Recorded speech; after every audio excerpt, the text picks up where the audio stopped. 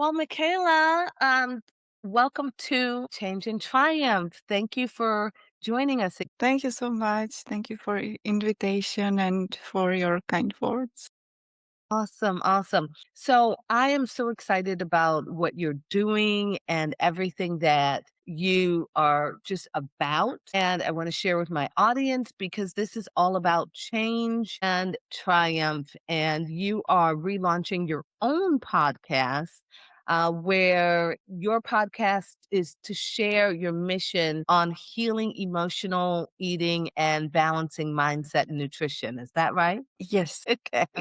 So tell me, what's the biggest misconception you've had to overcome in framing that dual approach? And how did it refocus your work? So there are many ways and many different layers of misconceptions on physical, emotional, mindset layer or awareness, and everyone is approaching the main issue of emotional eating from different perspective. And the main message that I would like to share is that we cannot actually separate how we feel from how we eat because our emotions shape our food choices. And on the other hand, also our food choices shape our emotions and how we feel. So if we take, for example, stress, this is very common. Every one of us sometimes maybe feels a little bit stressed, maybe more, maybe less, but this is intense reaction of our body, but our body is seeking quick balance and fast. And if we are not aware of that, then the easiest, fast, quick solution would be some food choice, which is natural biochemical reaction of our body because of elevated cortisol and dopamine, which makes us basically crave the quickest hit of relief. We crave sugar, caffeine, snack, or something fast. But also this is very temporary, right? After that, we find like quick relief, but then we anyways feel irritated, brain fog, emotional, we are more reactive. And I also would like to mention that opposite is true as well. So if we in that reaction, if then situation are a little bit more mindful and maybe a little bit more prepared for these situations, then we can be more emotionally stable and we have enough of complex carbohydrates, protein, fiber, micronutrients, healthy fats, then we can gain more steady energy levels for our brain to calm down. And then our emotions can follow. And basically, stable blood sugar could mean also a little bit more stable mood. So then the situations that might initially feel like super intense can be handled in a little bit more balanced and stable way, lighter way. So I think that is like two-way street that we are often not aware of. And we think that if we have like some emotional issues, we have to go to therapy or maybe even to coach. And if we have body symptoms, then we have to go to doctor or we have to go to nutritionist if we want to lose weight or gain weight. And we are often not really aware of how these two words, physical, emotional, mindset, are interconnected and interlooped, which is natural if we don't have education, if we are not curious enough, and if we basically don't know what question to ask.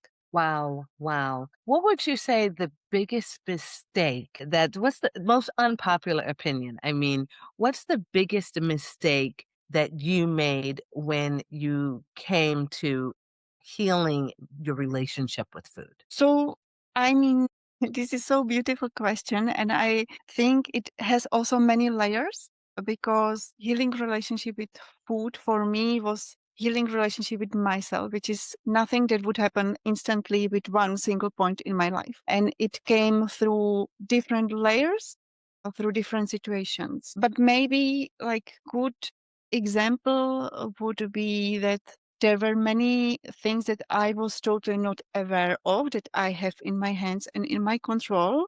What changed for me was during travels, meeting new cultures, meeting new peoples, and seeing how things can be differently. So stepping out of what is normal for me. that was like big influence on my life and still is. And this is also what I see in people, that they often tell me, they live in kind of normality box and they think this is normal. And unless they have very honest friend and very honest guide, that they usually don't know that they do something that is not benefiting them. And this is, I think, very natural. We don't do things wrong because of we want to do things wrong. Everyone want to do the best things that we can. So I think that for me, this traveling and meeting new people, being more open, opens the place of not knowing the things and opening the curiosity to get to know more. And that is the biggest change and mindset shifts and basically space where the change can happen. And when I visited nutritionists, initially I did the same thing that many clients do. So starting with the self-image, with wanting improve something physically. And I was not aware of deeper layers that are beyond this, like why I want this, what lies behind it. And also when I was stepping in the office of nutritionists, and there was like one very important question that the nutritionist asked me: what could block me from fulfilling my health goals? For me, it was constantly intense answer my emotions. And that was the point when I started to ask on deeper layers, what does it mean? What lies behind those emotions? And I think many people are a little bit afraid of asking those deeper questions, because what I notice, there is lack of self-confidence and lack of inner certainty that if they would ask this question, they would have the answer. And that is the place where I would love to support people, to give them this confidence and give them guidance, so together we can find the solution for having maybe answer immediately for this question. For example, what I notice in my clients is that in most situations beyond the goal, for example, lose weight, gain weight, change something on the physical level, is relationship, either relationship with themselves or relationship with other people that they would like to improve or get into relationships, find new relationship. So you stress that the mindset and nutrition mutually work hand in hand. Otherwise, knowledge alone fails. So, with that said, what's the one key insight about combining emotional work with nutritional guidance that people always overlook? There are so many. I think very common is missing how their way of thinking is influencing the food choices. Like practical example, like I have to exercise a lot if I want to lose weight.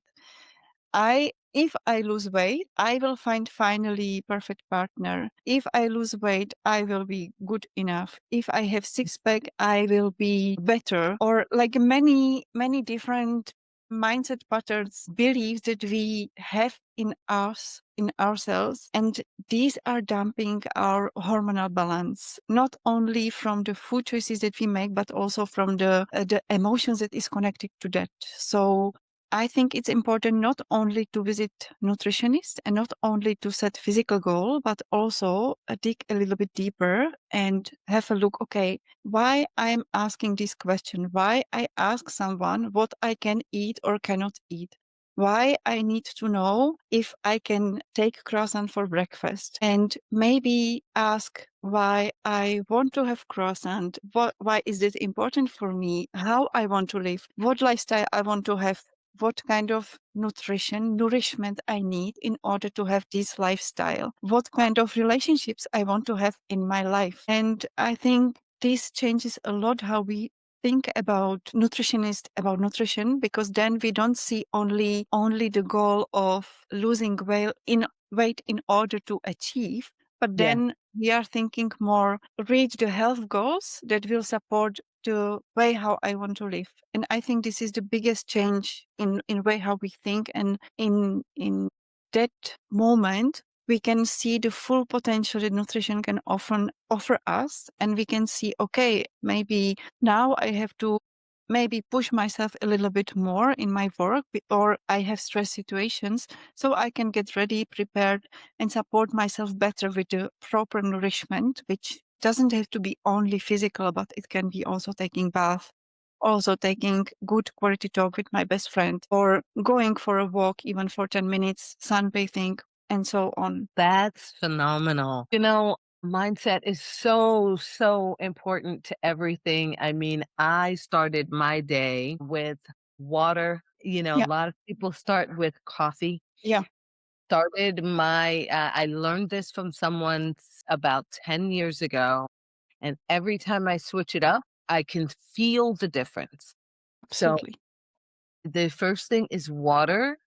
The second thing is gratefulness and just feeling abundance and gratefulness. The third thing I do is earthing and getting a walk, getting into the grass, getting my feet into the grass. And I need all of those things. I literally want to tell you that I need them in order to get my mindset right, in order to have an amazing day. And by the time I get to 9 a.m., everyone is wondering, "How come I'm so bright and shiny and ready? Mm. Like, how come I've been going for, all day?" And now, this is the morning. I By have my I'll be crashing and having to do a re-jump again. But, Yeah, I'm thinking about this. Like many people from my surrounding are thinking slowing, they cannot slow down because then they would not finish their goals. But slowing down in how I personally perceive it doesn't mean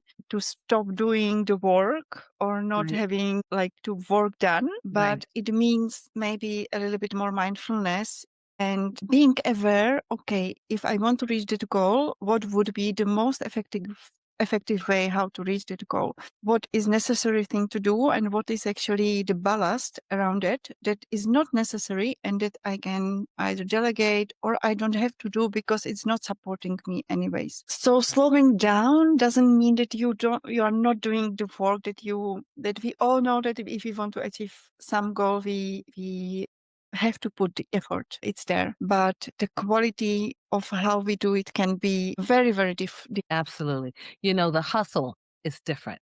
I'm from yeah, New York City, so I know yeah, exactly what you mean. That when you're younger in your 20s, there's a hustle that includes anxiety. And when you're a little bit more seasoned, the hustle is still happening, but you're not trying to crunch 18 hours of a day into 8 hours. And you are, like you said, basically learning how to mitigate all of that time to multiple layers of people that are mm, still mm, handling all of that. And you're kind of like a maestro.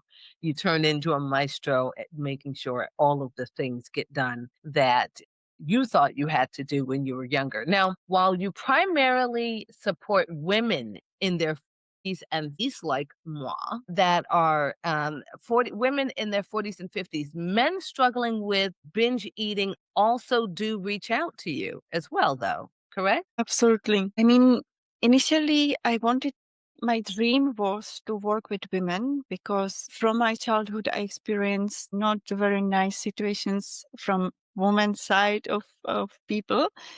And I had to deal with that. And over time, I learned that all of these women, it wasn't that they would be bullies from their born or they would be wrong people, but I learned that they were very hurt and the way how they reacted was actually from the place of fear, from the place of hurt and negative emotions. And my dream was to change this so every woman can feel support and every woman can be self-confident in order to support other people and realize her real strength. And it doesn't mean that the man doesn't need support as well. In fact, actually, 1 in 5 men can struggle with eating disorders according to statistics, which is high number. And the thing is that the way how they struggle is a little bit different. While as a woman, we maybe chase a little bit more, flat belly,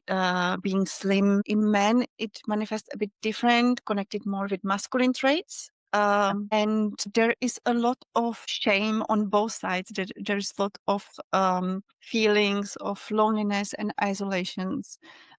We struggle internally. Once in a time, somebody is telling, "Oh, you're, for example, in men, you are so thin. You should toughen up." And these kind of like words that on the surface level are maybe not meant that deep, but can hit you very deeply and Right. can really cause actually eating disorders. Mm. So my motivation behind to support women was from my personal experience, and I see effect on what does it make, how the woman can sparkle from one moment to another just during few seconds when you say something nice to her, when you just say, "Oh, you shine today. What's changing?" And she brightens up, and all the talk and discussion is changing. But it doesn't mean that man doesn't need support.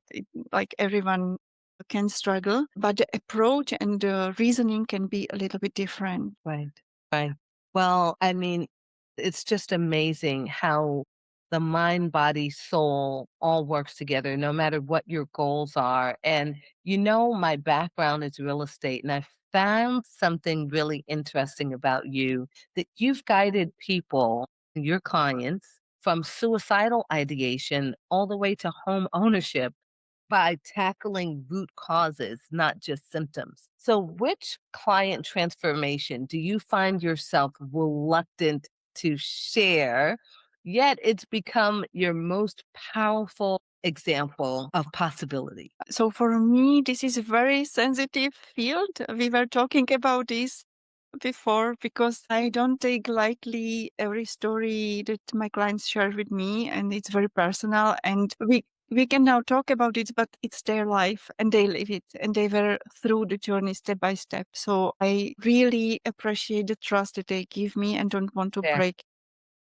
At fair. this I feel that I know we need to feel hope, and we need to know that even if we are in situations that feels terrible and that are very, very horrible in our life, there is always hope how to get on the other side. So even from the moment when you feel there is no way to go, I myself experienced and saw people who dealt with drug issues, who dealt with really deep depressions. And it doesn't mean that they visited me and everything changes within one session, but only the fact that they were so brave to open the questions, to open themselves to get the right question and get a little bit deeper doesn't mean we have to dig in whole childhood and go into deep psychology and therapy and these things, but only to opening this and bring it to our awareness can start new change, deep change. People start to be more aware, and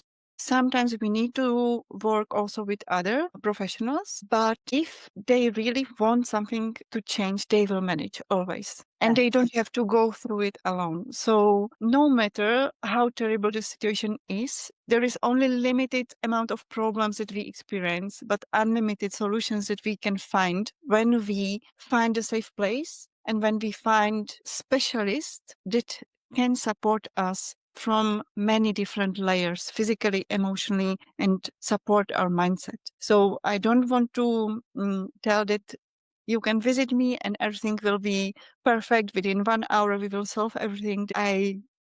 I cannot guarantee that, but I can guarantee that you will not end up alone, and we will find solutions. And if needed, we will find also other professionals that can support your healing journey. But maybe this one session can be the first one that can support you to get on the right path again. So I think that's how I would share the journey of my clients. That's fascinating and so highly respected that you can't share a specific story, but you can share a general story that really is applicable to everyone.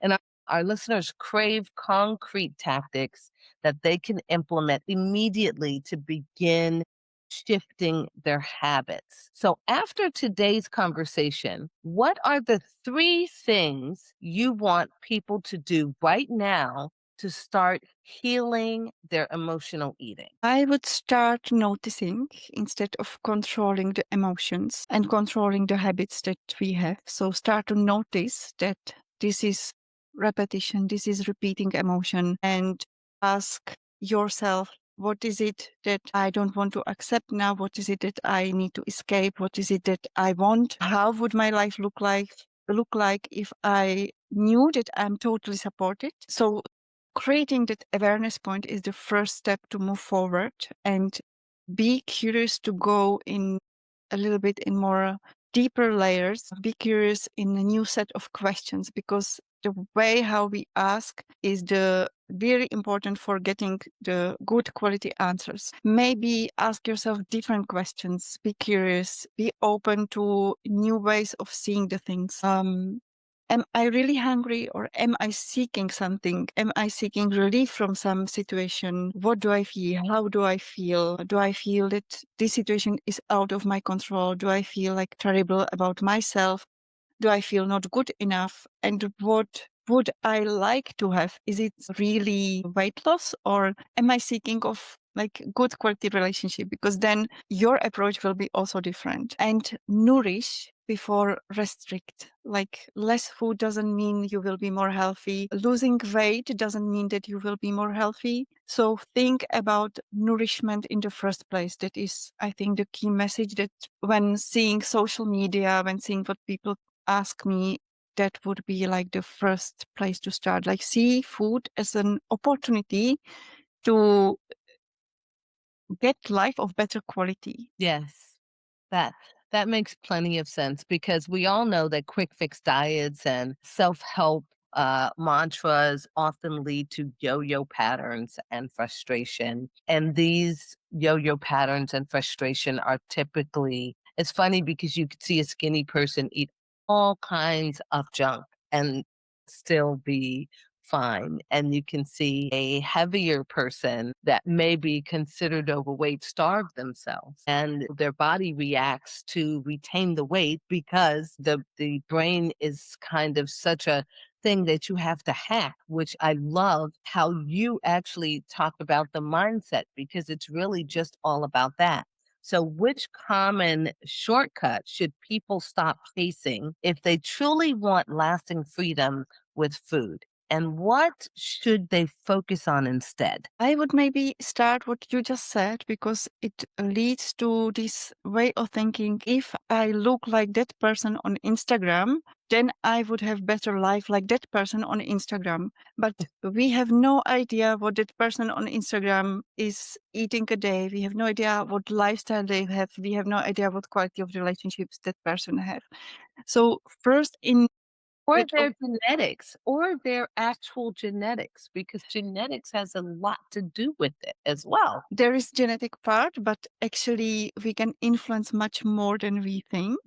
That's Mm, one thing. But also, if you want to look like specific person, it doesn't mean that you will be healthier or happier. right. So just find your own personal goals and think, be really honest with yourself. Like, do I want to lose weight because of health, or I want to just feel better in myself, which is fair enough? Or is it because I want to find relationship? So that would be the first thing. Also, if you see a very beautiful looking woman, it doesn't mean that she's happy. You have no idea what's happening in her life. I met many women who struggle because people are like having a lot of envy and jealousy, but inside they were really struggling with relationships, and they were not happy because they were only chasing some kind of ideal body in their mind, and it doesn't mean always healthy. Immediately when you lose your period, then something goes wrong,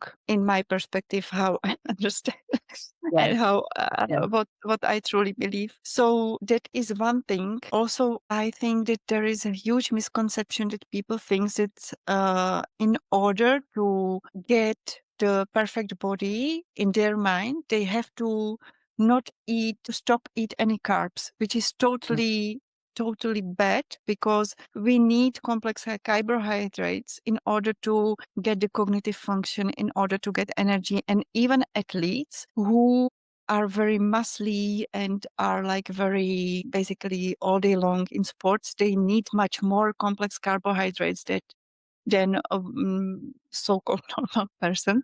It's always confused me as a person that yo-yo diets myself. Why Mm. is it that the race, there'll be a marathon or there'll be a track race and they have a pasta fest. They'll have spaghetti and all kinds of wonderful things like that.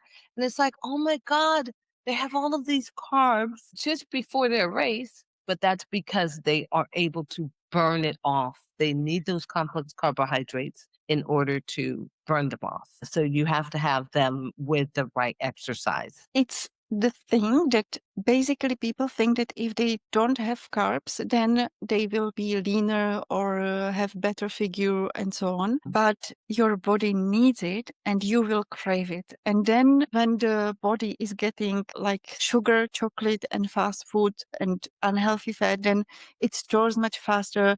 And then it's where the fat is building, the hormones are dumped, and it's a whole way wrong. Other side of this is that all extreme diets, you are missing something. You always have to have like proteins, flex carbs, Right. fat, fiber, micronutrients, and micronutrients is also one thing that people are forgetting.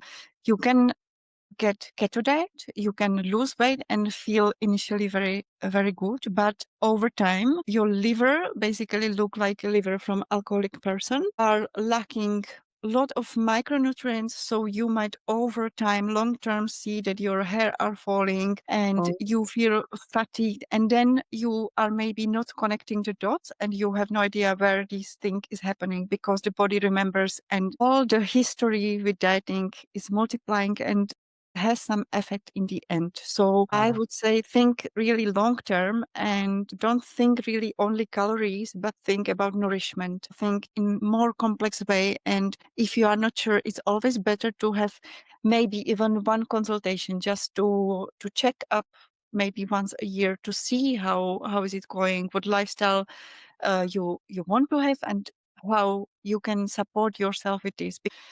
My lifestyle and my nutrition needs would be totally different than from athlete or of uh, course. from a person who is sitting in the office and only Right. using something in the computer, which is also very demanding, and our brain still needs complex carbs. Yes. So, I find when I did the no carb diet, I mm, definitely have brain fog much faster. yeah, And what I love about what you're saying is that you're speaking from a reference of the many people that have come to you with failed diets. And so let's talk about our age group. I'm sorry, I don't know your age group, but I know my age group. close enough. Let's talk about someone over 40 that decides to transform their mindset about food. What's the mistake you'd warn them not to repeat? I would say the first thing, things that were working maybe in 20s and 30s doesn't have to work and usually are not working. So our body is evolving. We are going through hormonal changes. We are going through changes physiologically. The body gets, especially 40 plus and more old, we are more sensitive to glucose. Perimenopause is going, so there are lower levels of estrogens and progesterone, which lowers the metabolism. And that's connected with storing more belly fat, which is very sensitive for women. Also, we have higher sensitivity, less sensitivity for insulin. So we have more sugar cravings, which is only adding to this. Then there is less sensitivity for dehydration. Like you stated in the beginning that you start your day with water, which is perfect because we are much more sensitive to dehydration. And then is also very much connected with cognitive function and with our focus and energy levels. So all of that combining gets to many emotions, and also we want to still be on top of our level. We still want to perform and maybe be in competitive field with the, if I can call, younger people who have the drive and totally different energy, but we also want like something different. We have our families to handle. Like there are so many things to deal with.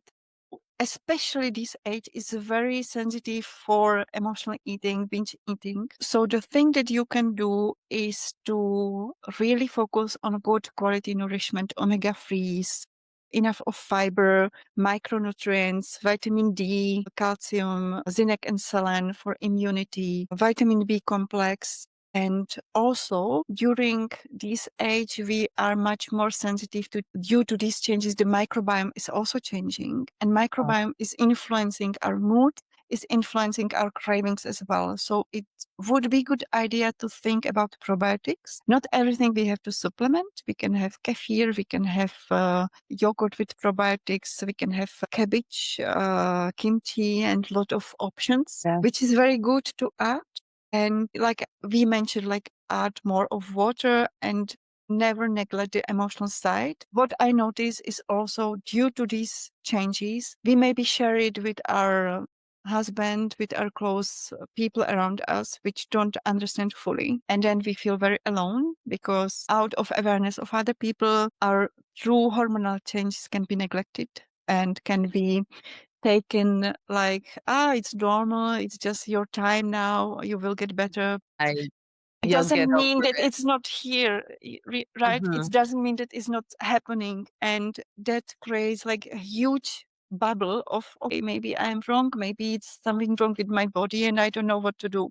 I think, especially during this moment, you should be not diminishing your own feelings and Yes, be open to explore this. yes, yes. Wow. There's so much in what you talked about with the microbiome and kimchi, yogurt, all of those different things. Could you So many people, I think all of us over 40 should know what microbiome is, but could you just for our audience, it is a complicated word. I know what you mean, and I understood fully everything about the microbiome. Could you elaborate on it a little bit? This is a very interesting topic. I am still learning about it. It's Yeah, not only bacteria that are in our gut, it's also other microorganisms that are living there. And we can have so-called like good bacteria and bad bacteria. And the way we eat is shaping the way what basically grows inside us. So right. we are basically feeding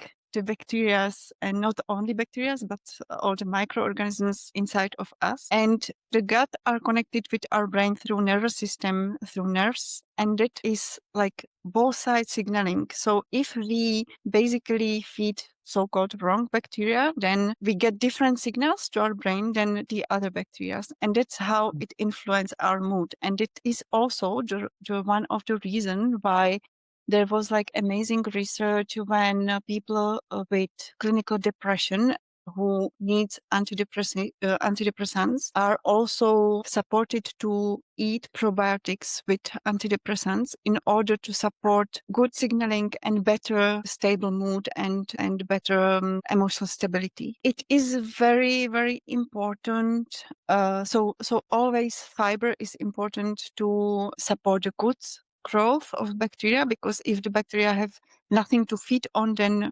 you have nothing. So if you get probiotics, but you don't change your diet, you get maybe these bacteria only initially, but then they die because they have nothing to eat on. Um, and it's also interesting that it's influenced during already childbirth. So when we get during our childbirth, when the childbirth is natural, we have different microbiome than when the childbirth is not natural with the help of doctors. So this Interesting. is also very interesting. Very And interesting. basically, there is still a lot of research about like what actually good microbiome is, because we don't know what should be the optimal thing. We My only goodness. know that people with these conditions have this microbiome, and people with maybe depressions or some diseases have different microbiomes. But we don't know what is ideal microbiome basically. So Yes, I've seen different fruits, vegetables, and vitamins, and so much research on the different bacteria. Like, oh, well, take this. I was scared at a point. I heard both arguments against probiotics. And one argument, I have a friend that is a doctor that says, "Oh, never, never, never." She is a medical doctor, and she goes, she would never have used probiotics ever because of the probiotics that another doctor gave her mother while she had cancer actually increased her chances of death, which is like the worst that you could think of. And then I've heard doctors say, because it's exactly what you just said, we don't really know. However, we do find that if you have this set of bacteria, then it is helpful towards these ailments. And so there's a lot of scientific evidence that's happening right now. And also in different villages that are still like native villages. I've seen some research. Okay, well, these people here never ever get cancer or heart disease or blah, blah, blah because of the bacteria that is actually in Mm. their microbiome, which is so interesting. So there's a lot more studying to do. I have now succumbed to agreeing with the people that do say we need healthy bacteria because I don't take probiotics because of my probiotic vitamins, that literally say probiotics. However, I do kimchi and I do fruits and vegetables that are supposed to have the right probiotics. I still feel funny about the yogurt, even though that is like a known thing because yogurts have so much bacteria in it, and some yogurts go, "Hey, we've got billions of bacteria." Take this one. It sounds so crazy to me. I just can't do it. It's definitely something to weigh. That brings me to many people like myself believe that they can just replace real coaches. Some try to coach themselves with AI or one size fits all programs and burnout. What's the dark side of Mm. self-reliance in emotional eating recovery, and how do you guide clients to build true support instead? First, I just would like to mention, like, maybe it's also good to say that supplement is not solution for everything. And if you Yeah. have like a good quality diet with all aspects like covered, supplement is only supplementing what you are not able to take with diet. That is like the first reason why we have supplements, but they should not be like, okay, I need this, I need this, I need this, and I'm not thinking about the food at all, but I'm supplementing everything. That's not the reason why supplements are here, even though the market is like really exploding. But that Mhm. is one thing that is maybe good to say also with probiotics. Like, again, if we can get it from food, we should follow this in the first place, and then maybe think about specific occasion and ask yourself why you actually want probiotics, what it should solve, what kind of issues it should solve, Yeah. and then think about, okay, can I solve it with diet, can I solve it with lifestyle, or only with probiotics? And sometimes also consultation with doctor can be very important to do, not only with coach or nutritionist, and that's why we have like so many collaborations. And yeah, Yes. and then you were asking about the self-help tools, Self-coaching with AI. I actually really like AI. I use Mm, it myself. And awesome. on the other hand, um, I myself would not replace my coach with AI because uh, first the protection of data, and I'm not sure where what I share with AI is going. I'm not very confident about these aspects, and the coach or doctor or therapist or any professional should have at least some ethical standards to follow, and Right. you should feel safe with that person. That is the first thing.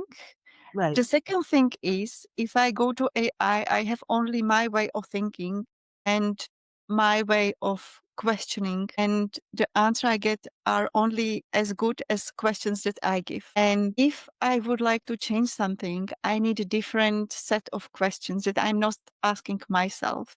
Right. I think AI has amazing potential. We can get so many informations, but we had that even before AI. We still had the good books. We still had like good research going on. And Yeah. still we needed someone who will help us because we were not able to implement that. True. So that is also one thing. Another thing from my own experience is that sometimes I just need someone who hold the space so I can experience some kind of emotional change inside of myself. And this is something that no chatbot can give you. I don't know how is it for you personally, but for Yeah. me, it was like many times that I just was like with some person, with some coach, and just the correct question led me to open up something. I could focus, and the person could really hold the space and give me the opportunity to experience some kind of emotions that help me to move on through some situations or figure out new solutions. And that emotion is important in order to apply that knowledge into the real life. Yes. So the same way as in the school, like, yeah, you can get book, you can study at home, but it's different. It's different than if there is When you someone. get it. Yeah. So I believe that no AI will replace this human touch, this level of support that we can get one on one. That's my opinion. I don't know how is it for you. Yes. What's No. your experience? My experience with AI is I can finally get the answers I want. Mhm. However, I do know that without the it's something you said a minute ago, which was, I hope that someone has ethical standards. The thing about the ethical standards is that some things, there are certain paid entities that are backing certain pharmaceutical companies and hospitals and organizations, whereas they will not speak on certain things or direct you to certain things because it doesn't profit them. Yeah. And so those ethical standards are not as ethical as we would like them to be.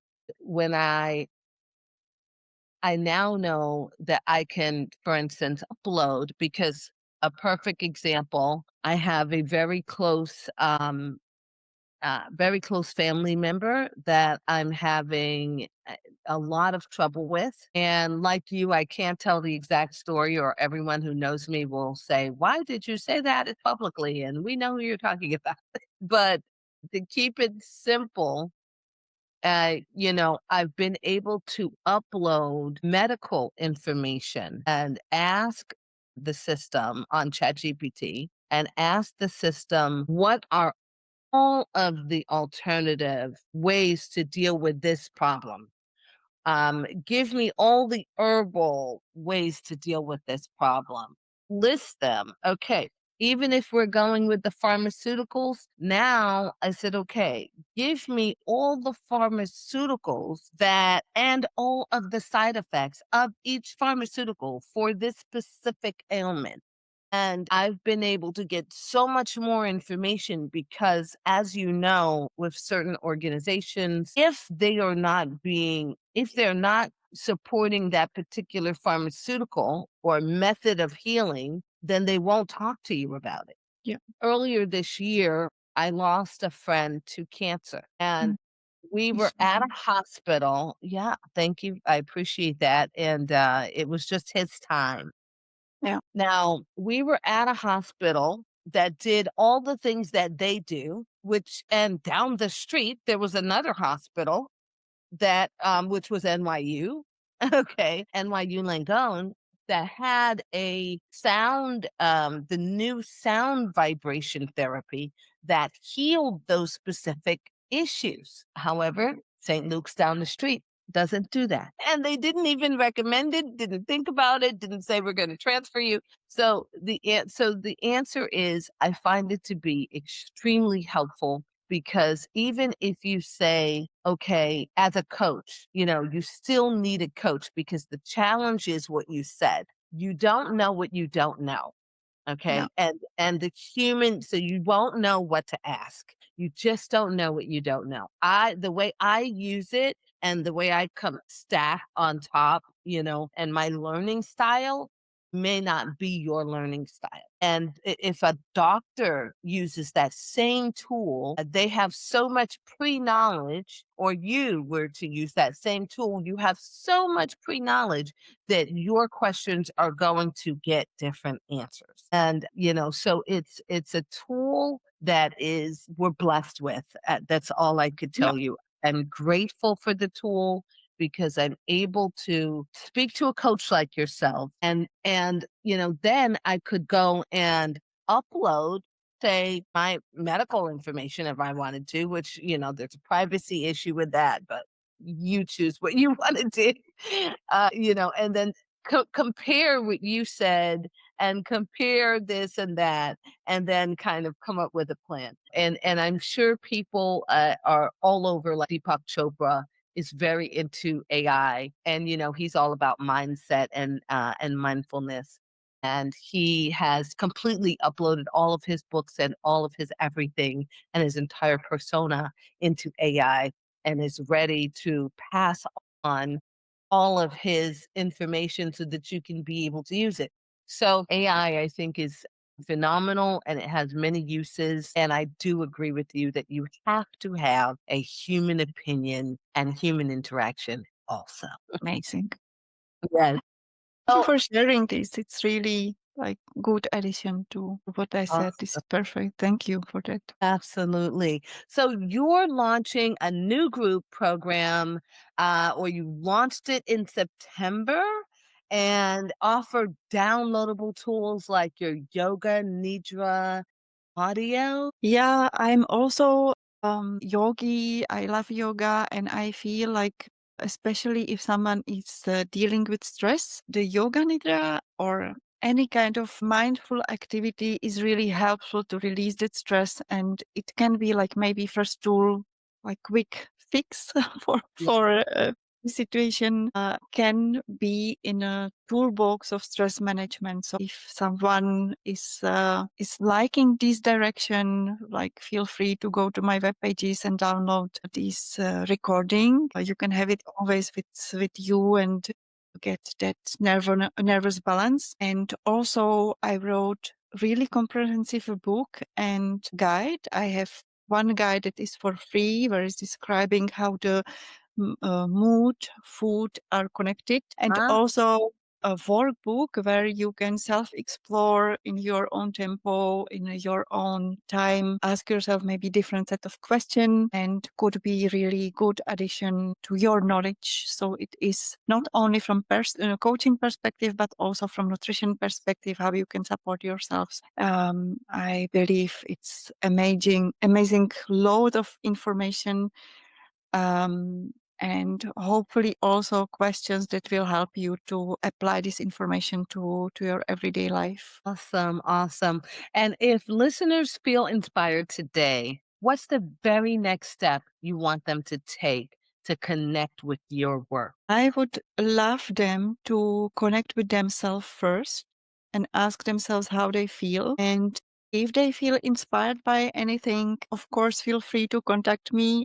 I love to get to know you. I love to get to know your story. And also, it's a good idea to share your story, because you never know who is inspired by that, who get hope from that. And everything that we experience, good or bad, is for some reason. I believe that can serve as a learning lesson for others who don't have to make the same mistakes, or don't have to go through same things, or can go through same things with better quality solutions. So I would say, when we start to notice that we have safe space to share the stories that we have, the emotions that we feel, a lot of is healing already. So I would love to inspire people to create more safe space in this world. That would be maybe the message that I would love people to know. Safe space at work, safe space at home, safe space inside of themselves. That is amazing. Thank you so much. This has been a powerful hour of learning from you, Michaela. I am so honored to have you on the podcast. Please do schedule again. We want to hear more about how the new Yoga Nidra, am I saying this correctly? Yoga Nidra, is it Nidra? Am I saying Nidra? Nidra? Yeah, Nidra. Yeah, perfect.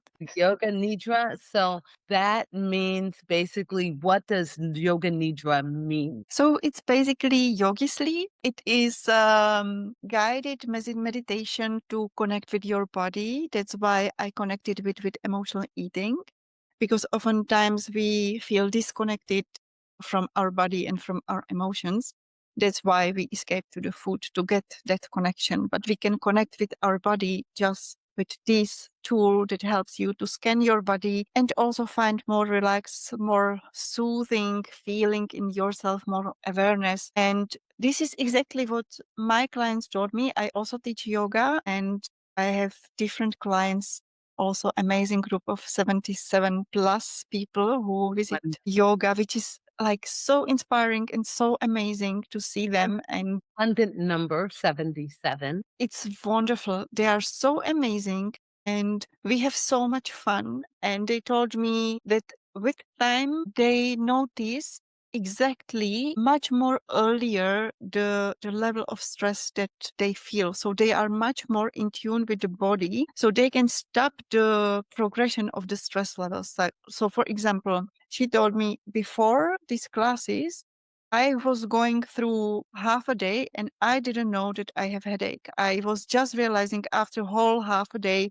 Hmm. that something is wrong with my body. And Wow. then like more we do this practice, more we do the scan of the body, then she start to practice it in her everyday life, not only on a yoga mat, and she bring this practice to her daily life. And then she start to feel, okay, now I have to pause, now I have to take just glass of water, and I have to take fresh air just for 1 minute because I know already is symptom in my body that is telling me something and I have to react. Otherwise, it will go until the headache, until the migraine, and so on. So I feel like this could be like really great tool to connect with the body and start to be more aware with what is happening, like slightest signals that we are basically ignoring when we are on fight or flight. We have to fulfill, like do the task, have a lot of calls, and so on and so forth. This has been phenomenal. And in the show notes, you can find all of the information about Michaela and how you can find her and connect with her and hire her as your next coach because she is phenomenal.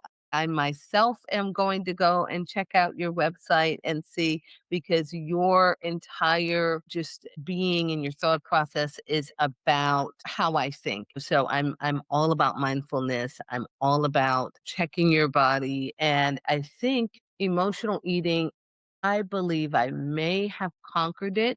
I know I've been learning about fasting and learning about how, like for instance, I did have a breakfast sandwich, but again, it's mid-morning. I don't eat Mm. anywhere near as much food as I did in my earlier years, and I still have some more work to do. But eating before 6 is my goal and no more eating after 6. And just watching so many people, I've learned you have to get your eating done within, this span of time. Usually late morning for my body, this works late morning to 6. And then I don't really need any food. And most of that time, the salad, I still, protein. I've got, I can't do all vegetables. I can't do no carbs. I've tried it. I will Mm. crash. Yeah, I have tried it. absolutely. It's like my brain starts to go, so, It's really, really not a good idea to go without carbs. and Maybe short term you might feel elevated in the short term moment. You might feel relief when you see the weight is going down, but unless you the check it rate my brain fog goes up. exactly, Yeah, exactly. I go like, "Ah," It's because I have, being in my business takes a lot of brain power. exactly, absolutely. Well, thank you so much for your time, Thank and we will you. connect again. Audience, check the show notes on Michaela's website. All the free downloads, all of that will be in there. All right. So Thank you so much. I would love to just share a little bit more of like how grateful I am for your work that you are doing, because exactly I know how busy you are and a lot of activities that you do.